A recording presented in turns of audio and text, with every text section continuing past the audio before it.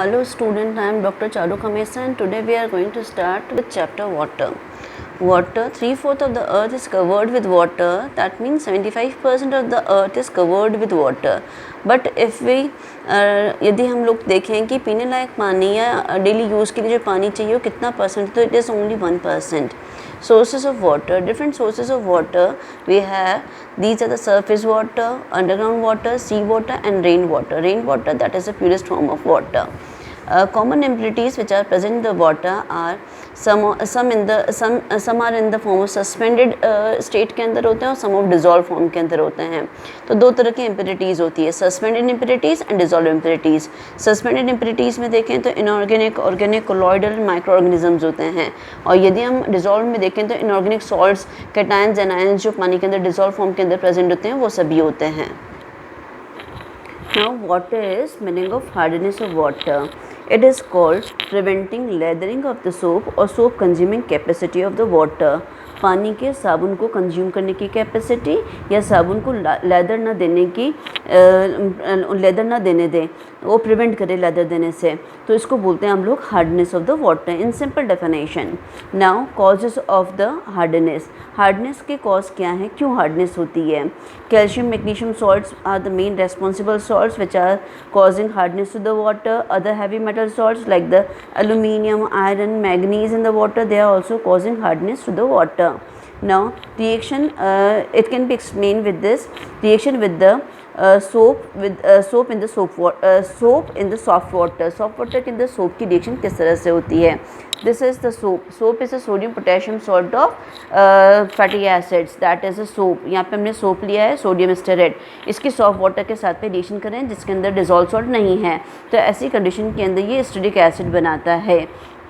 ये stearic acid जो है वो सोप के साथ में रिएक्शन करता है और लेदर फॉर्मेशन देता है, झाग बनते हैं सॉफ्ट वाटर के साथ में. If there is a water is hard, that means some of the calcium magnesium salts are present in the water. Suppose to be there is a calcium chloride present in the water और magnesium chloride is present in the water. When they are present in the water, when they react with the water, they form a insoluble PPT, that is called scum. ये insoluble PPT बनाता है, इसको downward arrow से हमने बताया है, और ये हमारे पास में इनसॉल्युबल पीपीटी होता है जिसको हम बोलते हैं स्कम. इसकी वजह से पानी के अंदर झाग नहीं आ पाते हैं. Now the next topic which we are doing, that is the types of hardness. Types of hardness. दो तरह की हार्डनेस होती है, एक होती है टेम्परेरी हार्डनेस, दूसरी होती है permanent hardness. Temporary hardness it is also called carbonate और alkaline hardness, because this is ये किसकी वजह से होती है? ये कैल्शियम और मैग्नीशियम के कार्बोनेट्स और बाइकार्बोनेट्स की वजह से होती है, और कैल्शियम मैग्नीशियम के कार्बोनेट्स और बाइकार्बोनेट्स होते हैं वो एल्कलाइन बेसिक इन नेचर होते हैं, इसलिए टेम्परेरी हार्डनेस को हम लोग कार्बोनेट और एल्कलाइन हार्डनेस भी बोलते हैं. And it can easily remove by boiling, that's why it is called temporary hardness. Now second, that is a permanent hardness. नाम से ही क्लियर है, permanent hardness which can not easily remove by boiling. इसके लिए हमें different methods, Lime-Sura method, zeolite, ion exchange, different methods we have to use, chemical methods use करने पड़ते हैं remove करने के लिए. तो this is the difference between temporary hardness and permanent hardness. Before we will go for any topic, first we have to complete the degree of hardness. Degree of hardness. What is the meaning of degree of hardness? सभी की एक measurement unit होती है, वैसे ही hardness की measurement की जो unit होती है उसको बोलते हैं degree of hardness. It is expressed in the equivalent amount of CaCO3. It is expressed in the equivalent amount of CaCO3. Why the CaCO3? Because CaCO3, calcium carbonate, is the most insoluble salt which is present in the water. And second, if we are doing molecular weight, इसका हम निकालें तो इसका जो molecular weight आता है वो 100 आता है, which makes the calculation easy. That's why we are calculating degree of hardness in the form of equivalent amount of CaCO3. How we will calculate the equivalent amount of CaCO3? Equivalent amount of CaCO3 equals to, this is the W. W is the weight of the hardness causing substance into 100 by molar mass. करने पर हमारे पास में equivalent amount of CaCO3 आ जाता है, equivalent amount of CaCO3 आ जाता है. यदि हम मल्टीप्लिकेशन फैक्टर देखें तो मल्टीप्लिकेशन फैक्टर निकालने के लिए हमें molecular weight of CaCO3 that is 100, जो हमें 100 लिखना होता है. Molecular weight of CaCO3 100/2 into chemical equivalent of the hardness causing substance लिखने पर हमारे पास में उस पर्टिकुलर सब्सटेंस के लिए मल्टीप्लिकेशन फैक्टर आ जाता है. Now we are going to complete a multiplication factor table.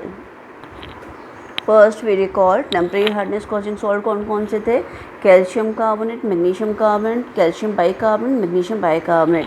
These are the salt which are causing temporary hardness, and rest of all salt of calcium, magnesium, heavy metal causing permanent hardness to the water.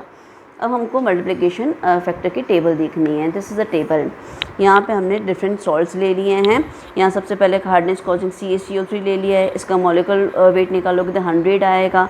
Equivalent weight निकालेंगे, charge transfer देखें तो 2 charge transfer दे, equivalent weight कितना हो जाएगा, 50 हो जाएगा.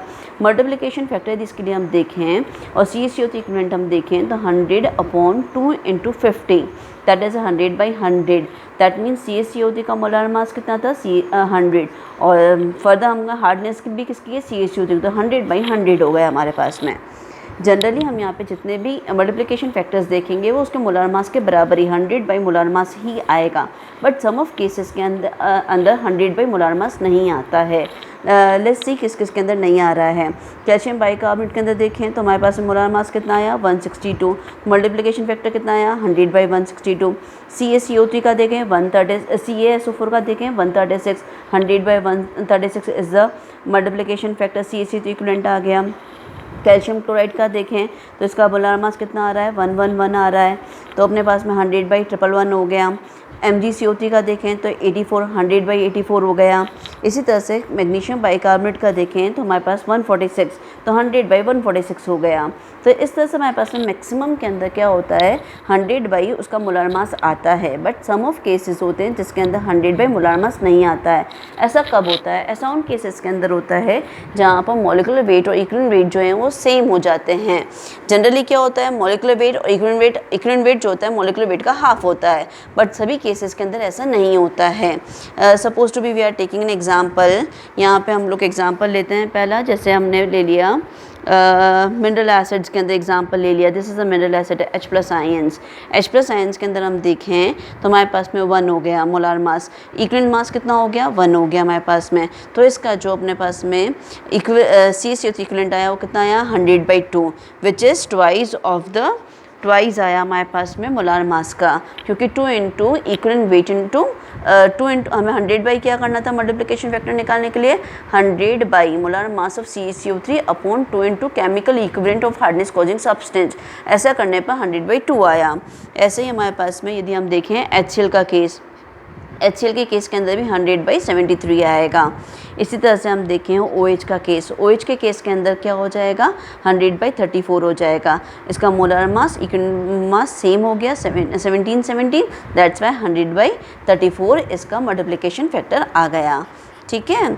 और next यदि हम देखें अपने यहाँ पर वन ऑफ एग्जांपल यदि हमको याद रखना पड़ेगा, that is aluminium sulphate which is using as a coagulant की फॉर्म के अंदर इसको जनरली यूज़ किया जाता है.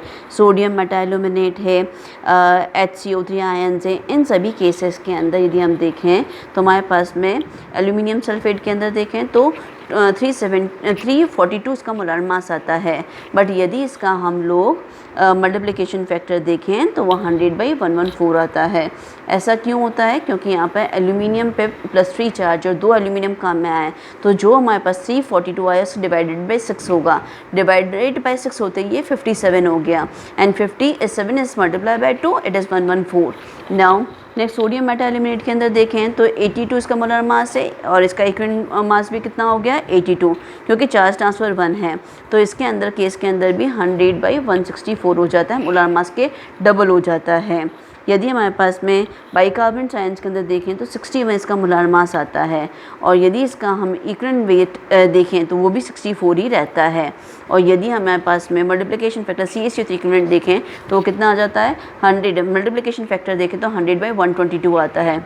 इस तरह से हमने देखा कि मैक्सिमम के अंदर मल्टीप्लिकेशन फैक्टर जो होता है वो सेम रहता है, 100 मोलर मास आता है. But in some cases like aluminium sulphate, sodium metaaluminate, HCO3 ion, H+ ion, HCl, OH ions, इन सभी केसेस के अंदर डिफरेंट होता है. तो इनको हमें ध्यान रखना पड़ेगा. The next topic which we are doing, that is a units of hardness.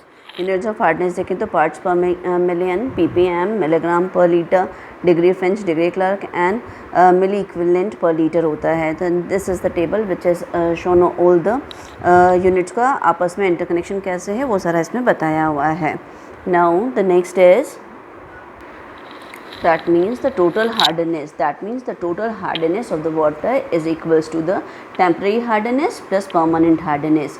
यहाँ पे ये जो पॉइंट है हमें ध्यान रखना पड़ेगा. क्या है ये?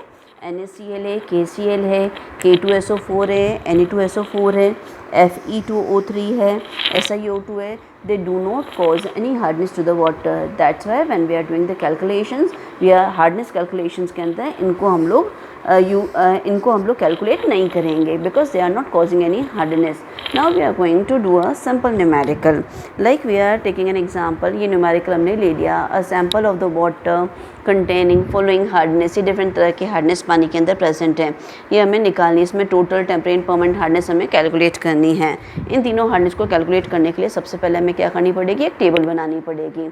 उस टेबल के अंदर सारे सॉल्ट हमने लिख लिए, फिर उसका जो अमाउंट गिवन था वो हमने लिख लिया ppm के अंदर, फिर उसका मल्टीप्लिकेशन फैक्टर लिख लिया. अब इसका CaCO2 इक्विवेलेंट निकालने के लिए हमें उसका जो भी वेट दिया है उसको उसके मल्टीप्लिकेशन फैक्टर से मल्टीप्लाई करना पड़ेगा. ऐसा मल्टीप्लाई करने पर हमारे पास में उसका जो अमाउंट है CaCO2 इक्विवेलेंट की फॉर्म पर आ जाएगा. उस पर्टिकुलर सब्सटेंस की हार्डनेस जो है वो CaCO2 इक्विवेलेंट पर आ जाएगी. Now total hardness, that means both type of hardness हमको एक साथ में से टोटल प्लस कर दिया तो हमारे पास टोटल हार्डनेस आ जाएगी. टेम्पररी हार्डनेस, दैट मीन्स यहाँ पे देखना पड़ेगा कौन सा सॉल्ट टेम्पररी हार्डनेस करता है. If you go for magnesium bicarbonate, it is causing temporary hardness. यदि हमारे पास में सेकेंड मैग्नीशियम क्लोराइड देखें परमानेंट हार्डनेस करता है, मैग्नीशियम नाइट्रेट देखें परमानेंट करता है, कैल्शियम कार्बोनेट देखें टेम्परेरी हार्डनेस करता है, MgCO3 देखें तो ये हमारे पास परमानेंट हार्डनेस करता है. इस तरह से टेम्परेरी को अलग और परमानेंट को अलग हम लोग एड ऑन कर लेंगे, जिसकी वजह से हमारे पास में temporary hardness, permanent hardness, temporary hardness, permanent hardness and total hardness आ जाएगी. ये सारी की सारी हार्डनेस हमारे पास में ppm के अंदर आएगी, पार्ट्स पर मिलियन के अंदर आएगी, क्योंकि मिलीग्राम पर लीटर के अंदर कैलकुलेशंस की थी हमने. Thank you.